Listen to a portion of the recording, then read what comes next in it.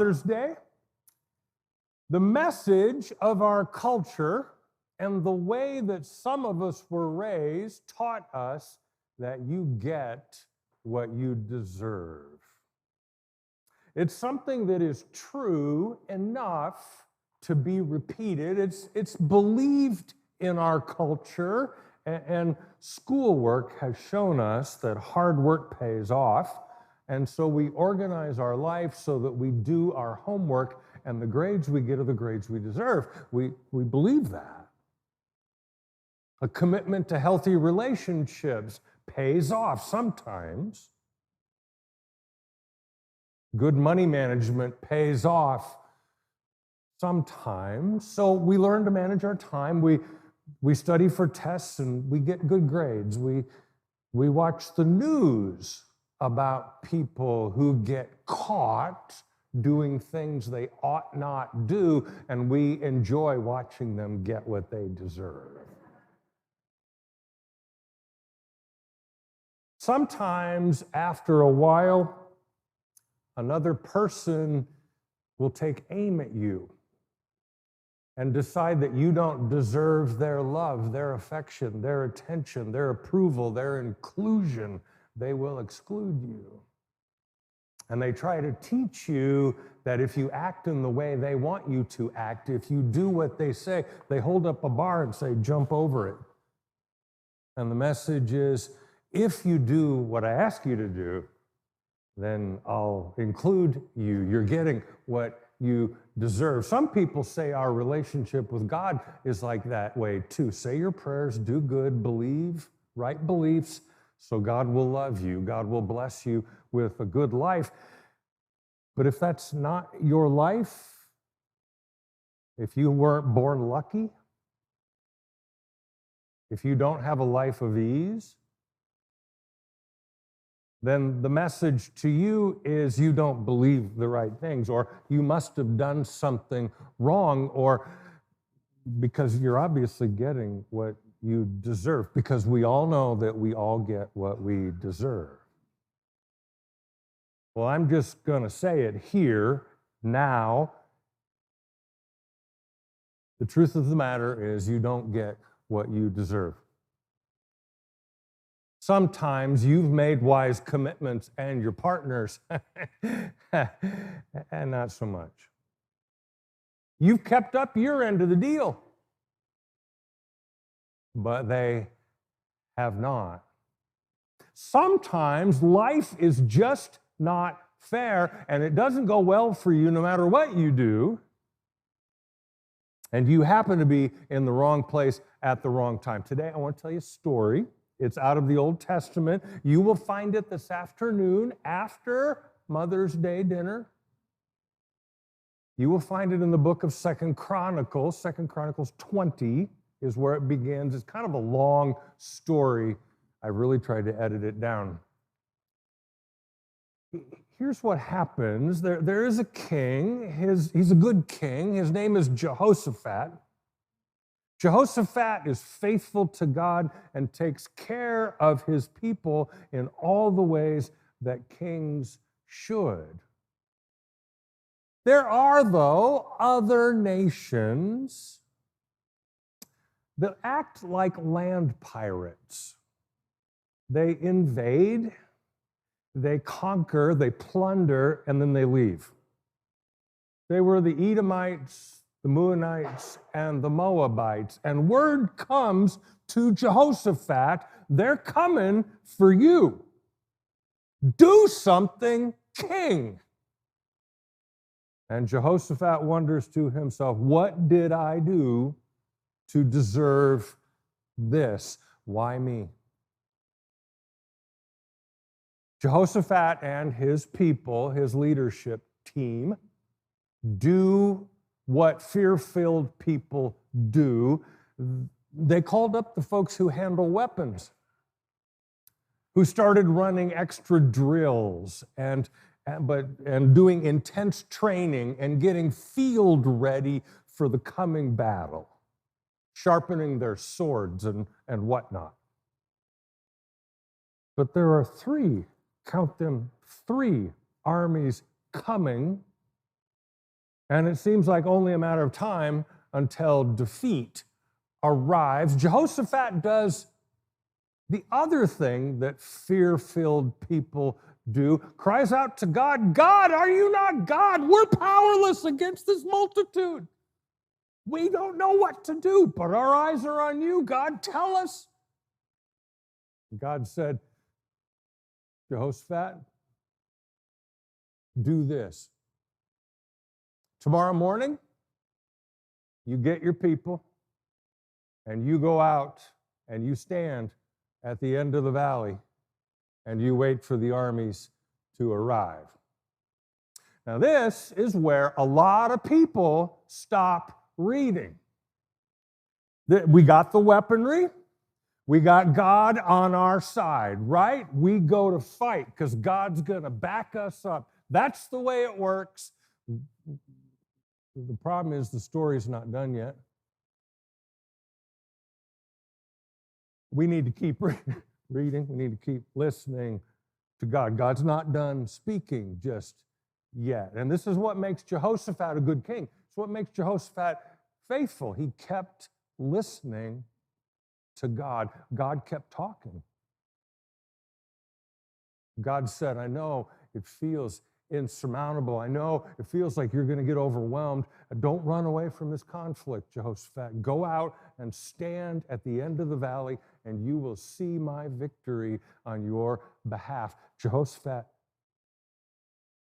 this isn't your battle to win or lose. I've been fighting this battle as long as people have been attacking one another. This is the battle of human value, Jehoshaphat. Who gets to declare it and who has final word about human value? The forces coming against you have gotten away with declaring others as worthless, deserving only death.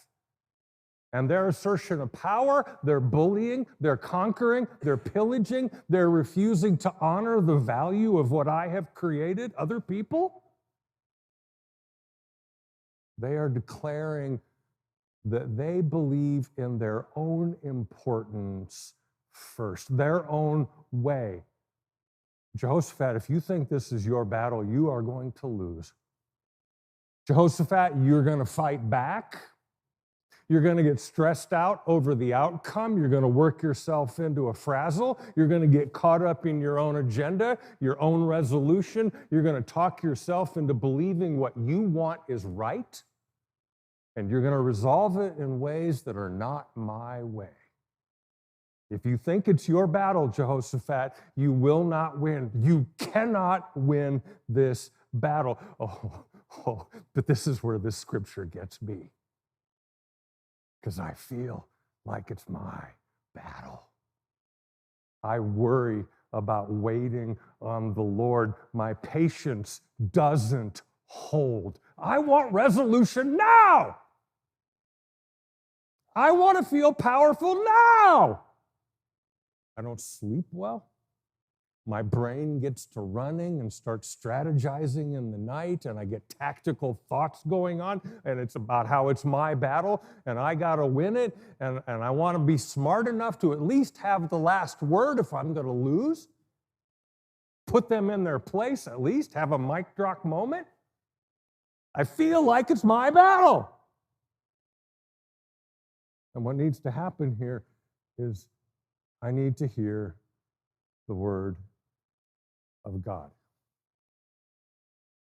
who said to Jehoshaphat, do not be dismayed at the multitude headed in your direction, for the battle is not yours. The battle is mine. It's not your battle, Arnpriester. Is this not the story of every generation? Every confirmation, confirmand? As children, our happiness is guarded by adults. And then you enter adulthood, and the world seems to square off against you. The world tries to get a hold of you. The world tells you who you are. The world tells you your purpose is to afford whatever the latest thing it is the world is selling. The world comes at you from all directions, intent on diminishing you and crushing you and criticizing you and labeling you and blaming you. It's not your battle. It's not your fault. But it is your turn to choose how you are going to respond when the world comes at you and tries to get its hands on you. How are you going to respond to the challenges that come? And oh, they will. Will you let the world run you? Will you let the world dominate you? Will you let the world relabel you and tell you who you are? Will you react to what scares you in the same way that most of the world reacts when they're scared? Reach for your sword. Sharpen your arsenal. What if there were another way to respond? What if I told you that the other way to respond is to get on God's side of the battle? Not God on your side, but you on God's side. We get that confused a lot. We do. You on God's side is asserting the value inherent in all people, yourself included. You are a valued creation of God. Don't you forget that. God's love doesn't seek value. God's love creates value. If that's the only thing you remember from this day, I'm thrilled. God's love doesn't seek value. God's love creates value. Will you say it with me? Will you say it with me to our confirmands? God's love doesn't seek value. God's love creates value. You know, if we pick that up, it's got a little bit of rhythm to it. Let's do it again. God's love doesn't seek value. God's love creates value. God's love doesn't seek value. God's love creates. I got a rhythm. It's like music there. We're joining the music making here at our church. I actually want to offer that to everyone today. Let's start a new habit in our church. And that is when we don't know what to do, when we don't know what to say, we say those words. We start saying those words, and we realize that there's a rhythm to that. We start singing those words. God's love doesn't seek value. God's love creates value. When we're struggling in a committee meeting with what to do, God's love doesn't seek value. God's love creates value. When we're struggling in our car in traffic in the afternoon, worrying about what our hands are going to do, God's love doesn't seek value. God's love, when we've just been fired. God's love doesn't seek. When you don't get into your program in college because you got a B, God's love doesn't seek value. God's love creates value. When you get bullied, God's love doesn't seek value. God's love creates value. God's love is non-negotiable. You are a valued creation of God. See what happens. Okay, let's go back to the text. The people of Judah, these are people of Jehoshaphat, did what God told them to do. They showed up. They stood at the end of the valley waiting. They weren't doing anything. They weren't saying anything. They weren't moving. They weren't murmuring. They weren't anxious. They weren't fretting. They weren't fraying. They were waiting on the Lord. It's a hard practice. And the Ammonites and the Moabites and the Edomites came into the valley, and Jehoshaphat and his people, well, word came to them, because what happens when you're on the other end of a valley and there's armies marching at you, the first thing that happens is you feel it through the ground. And that's what happened. They felt the armies coming. And it's a freak out moment when you feel an army coming at you. And then the next thing that happened is they heard the armies coming. And finally, they were able to see them. And Jehoshaphat, upon seeing the armies, yelled, "All right, God, here they come."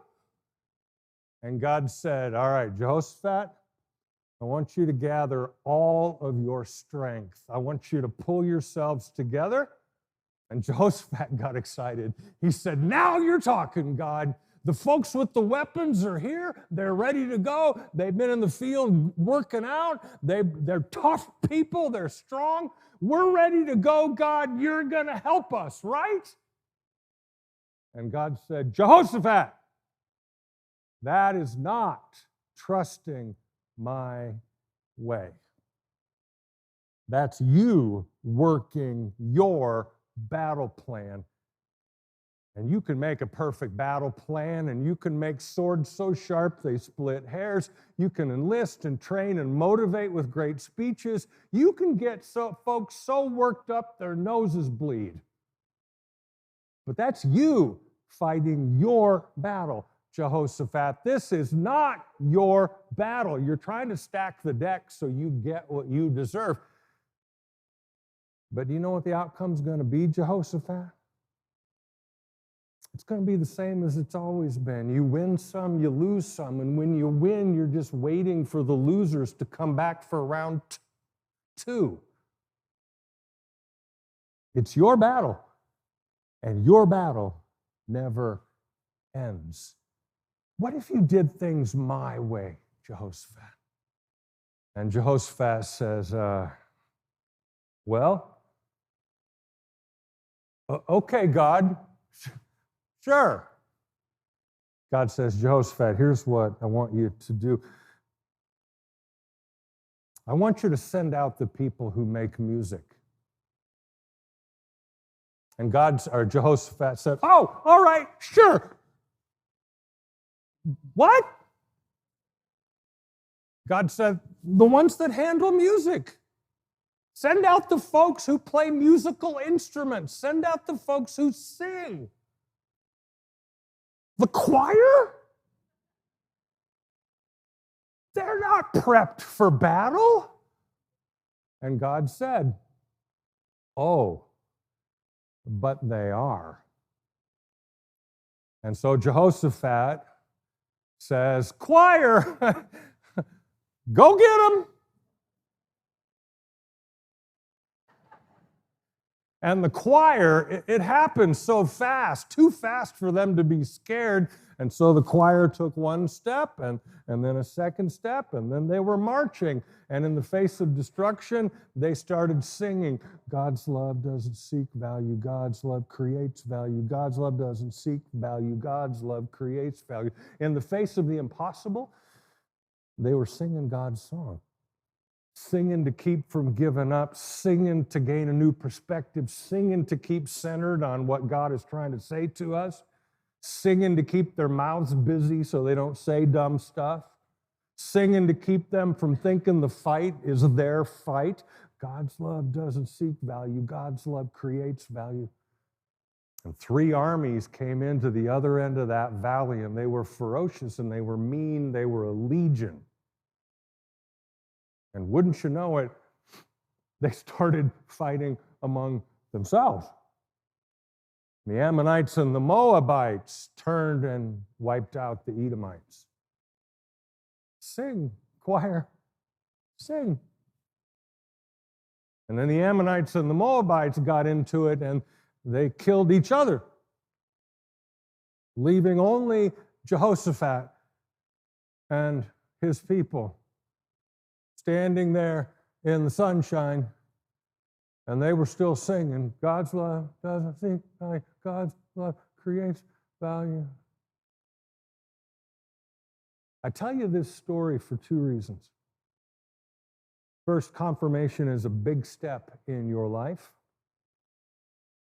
And if we listen to the Bible, the role of the church here is an important one. It's to help us sort out, it's to help us remember who we are when things get rough, when we feel forces rumbling toward us. And our days are dominated by the roar of voices, the vibration of the ground of what's coming at us, seeking to tell us who we are and what we should do. And our heads are so full of fears and agendas and anxieties that we no longer think clearly. Bring all of that here. Come back to this place. Make a special trip. Among these people who love you dearly, who are today confirming what they have seen in you. We see God in you. And it's a beautiful thing. And when you come back, we will remind you of that identity. Let them remind you. Let them tell you again, God's love doesn't seek value. God's love creates value. The measure of a great church is its people. How the people care for each other, how the people remember one another, inspire one another. Don't get far from this church. There are very fine people around. They are the best. And when you are lost and when you've forgotten who you are, they will help you remember and it will strengthen you. The second reason that I'm telling you this story today is that what you sing matters. When your life falls apart, sing. When you don't know what else to say or do, sing. Singing drives out nonsense. Singing clears out distracting voices. Our souls are whole when we are singing. When we're singing God's song, life makes sense. And all that other stuff no longer defines us. It's strange. It's strange. Everyone who came to that valley that morning to fight their own battle ended up destroying each other and themselves. I will tell you, that is, in the long run of history, exactly what happens every time. Those who construct and fight their own battle end up destroying each other and themselves. It's not God's way. Jehoshaphat and his people came to the valley that morning. They trusted the wisdom and the way of God. They saw God's way win, and they did not lift a spear or a shield or a sword. They had no battle plan, no strategy, no training. All you have to do in the face of what overwhelms you is sing God's song. God's love doesn't seek value. God's love creates value. God's love doesn't seek value. God's love creates value.